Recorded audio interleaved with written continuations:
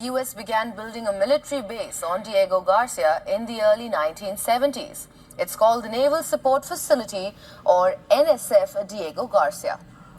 The base is still in use. The US most famously used it to launch aircraft to bomb Afghanistan during the 2000s, and it is a pivotal location from where both the US and the UK can project force in the Indian Ocean region.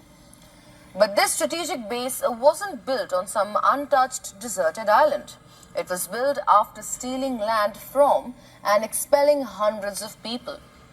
These people are the Chagos Islanders, or Chagosian.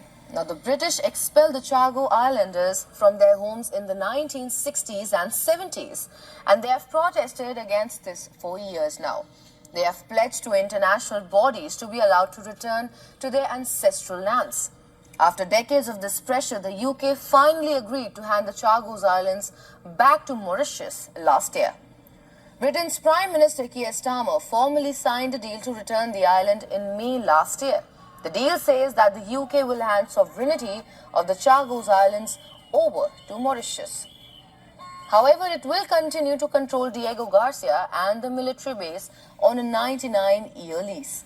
This lease can also be extended by another 40 years. And this deal would not have been possible without a go-ahead from the United States. The US effectively had a veto over the deal, but the US president gave his go-ahead. And since this took place last year, that American president was Donald Trump himself.